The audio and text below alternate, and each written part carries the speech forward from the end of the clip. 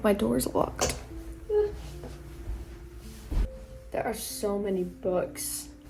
Time to take my thumbnail. Oh my gosh. Okay. That's probably gonna be the most like cringe clip ever to edit.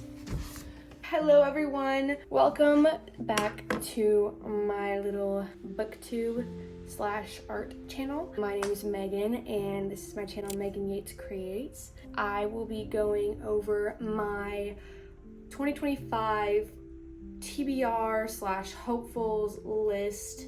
As a girl who works full-time, it's really hard to fit in all those books throughout the year, especially with like higher reading goals.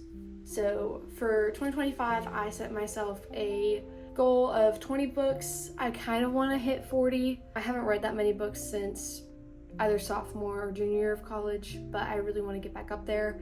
I only read 24 books last year, which you guys know. And if you haven't seen my 2024 reading wrap up, it will be linked over here. But yeah, so I'm just gonna kind of go down my list right now. I have a mix of genres: fiction, nonfiction, sci-fi, fantasy, literary fiction, you know, you get the gist. Before I begin, I just want to say please like and subscribe. Comment below your top 3 books of last year and what top 3 books you are most looking forward to reading this year. Without rambling anymore, let's get right into my books for my 2025 TBR / hopefuls list.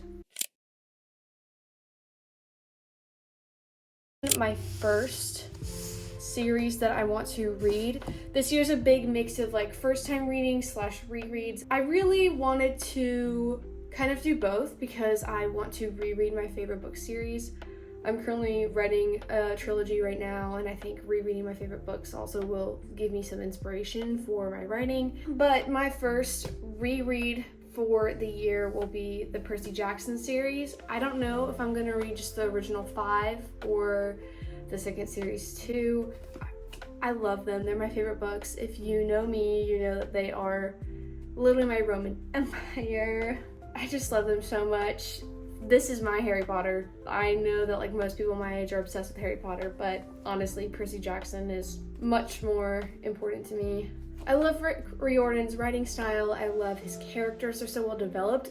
You remember the side characters even if they're only mentioned once. And just like the humor and the nods to Greek mythology, I love it so much. It's just so well done and it's timeless. I think it'll be a classic one day, honestly. But I just really want to reread them. I haven't read through the series since, I want to say 2020, maybe 2021. So yeah, this will be an easy 5 books towards my count, if not 10. Depends on how motivated I am. Next, I will be reading The House of Roots and Ruin. I got this for Christmas. You guys know that I loved the first book. It was one of my top 5 for the year. And I'm so excited to read this again. I'm just excited to get back into Erin Craig's world. Her world building is so good. It's so lush, it's vibrant, it's very visual. Like I said in the past, I love how she describes characters, how she communicates the differences between people, how she uses dialogue. And I just love the combination of horror and fantasy. So really, really, really looking forward to this. I've heard pretty good reviews about this. I'm expecting probably 3.5 to 4.5 star range. It'd be awesome if it's a 5-star, but we all know how duologies go. Sometimes the second book isn't as good. Okay, so the next 2 books are, well, I guess I could do these 3 together.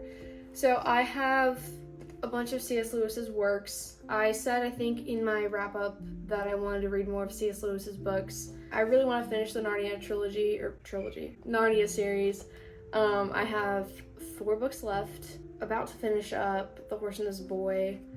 I meant to finish it over Christmas, but it just didn't happen. Played too much Fortnite with my family. But yeah, just wanting to finish up the series, get more inspiration from my book. And then I want to read The Four Loves and Surprised by Joy. I think these would be so interesting because I really want to understand my relationship with God a lot more, and I think C.S. Lewis has such good insight on our relationship and to God and our relationship with the Christian faith, and I think it'll be really, really interesting just to see, you know, his thought process throughout those. And I also want to reread Mere Christianity. That's another like 8 books or something. I'm not doing the math. This one is a big if, but I really want to give Throne of Glass a chance. I read the first 5 chapters in December and I gave up just because I wasn't in the right mood for it, but it's like 8 books, which is a lot. It's so many books, but I know that it's Sarah J. Maas's like magnum opus. I know that it's her best book series, so I really, really, really want to read it, considering I did like the original trilogy for ACOTAR. I will try reading it again. I think it's just gonna have to be spread out over time. I'm gonna have to like take notes because I'll definitely forget stuff between books, but I'm not gonna read it in one go, most likely. I'll do my best. I think it's gonna be a lot of work. Okay, I'm really excited about this one. I am gonna reread the first one because I read it when it first came out, and that was in 2023, and I honestly do not remember the plot, but I want to read The Stolen Heir and The Prisoner's Throne. So that's 2 books. I love Holly Black. She's my favorite. She's my queen.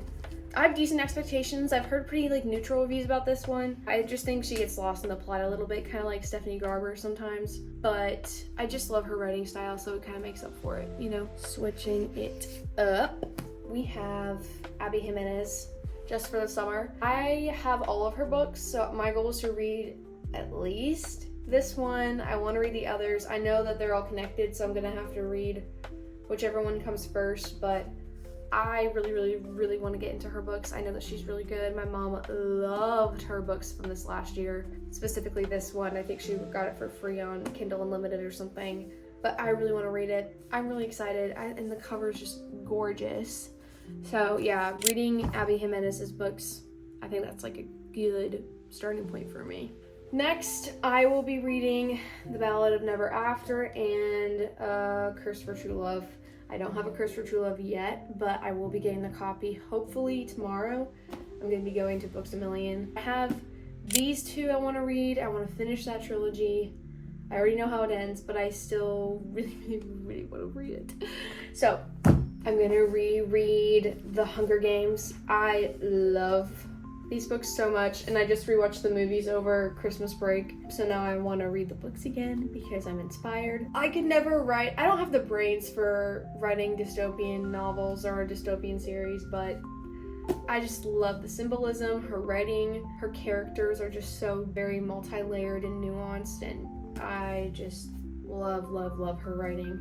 Looking forward to rereading that. I don't think I've read this since like high school.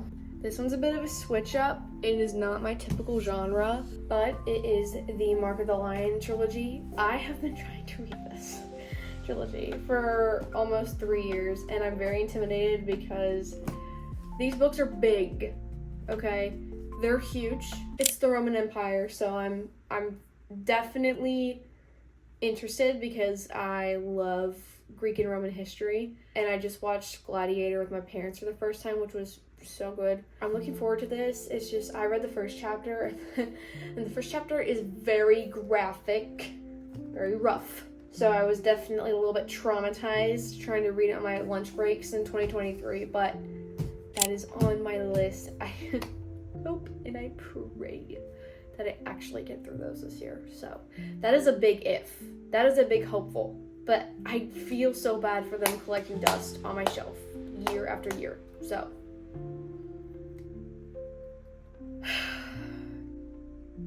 yeah, okay.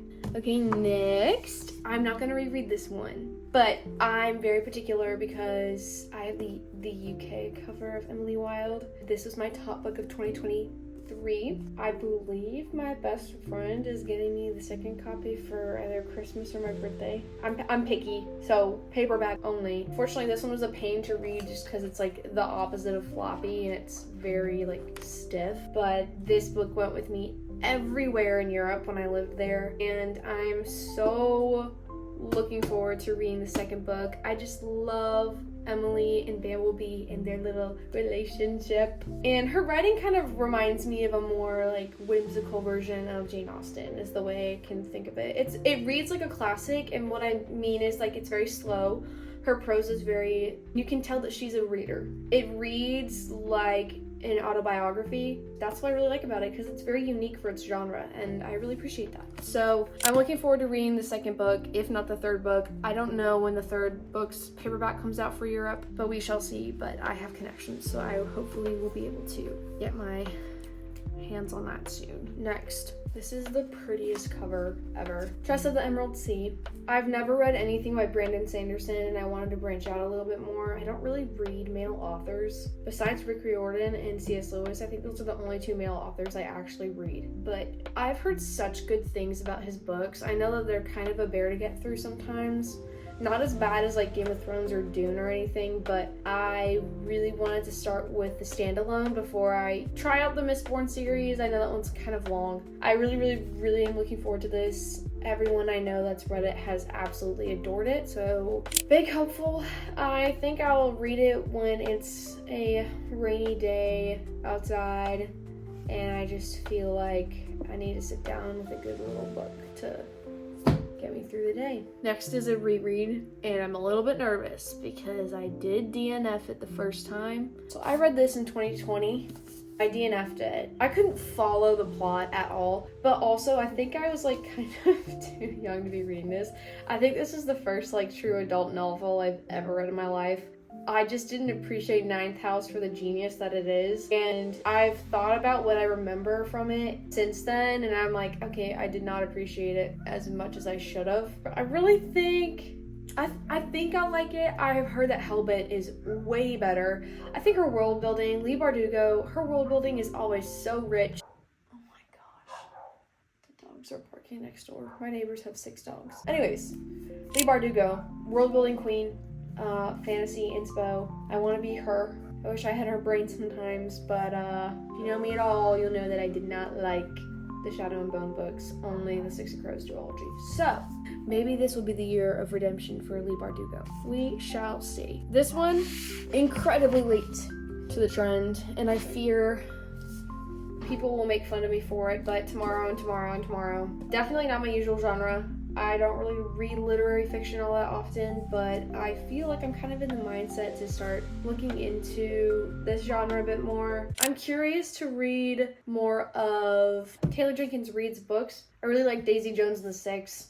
I liked that book, so I'm wanting to try more of the genre and also her books, but I'm not going to put that on my list. If I end up reading her, I end up reading her books. I want to read tomorrow. I just know that it's very immersive. I don't even know the premise. About people designing a video game and that there's implied romance, but they don't end up together, but you know that from the start that they don't end up together. So it's kind of like a How I Met Your Mother situation. I don't really know. I'm curious to see what happens. Tomorrow is the last book that I will consider to be one of my hopefuls for 2025.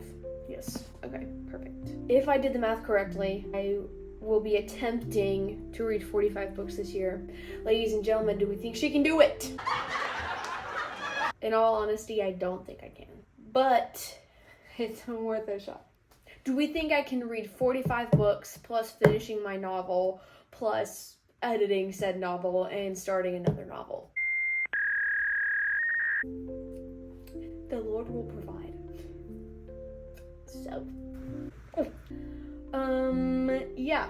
Anyways, guys, thank you so much for watching this video. I hope you guys liked it, and comment below what books are on your TBR for 2025 or what books are on your hopefuls list, depending on what you guys call it. And let me know if you've read any of these and what your thoughts were. I'm really excited for this year of reading. I'm looking forward to it. I post my reviews on my Instagram account, which is Megan Yates Creates, same username, and I also post my art on there. Don't forget to like and subscribe and ring the notification bell so you don't miss any of my videos, and I will see you next time. Now watch Tide.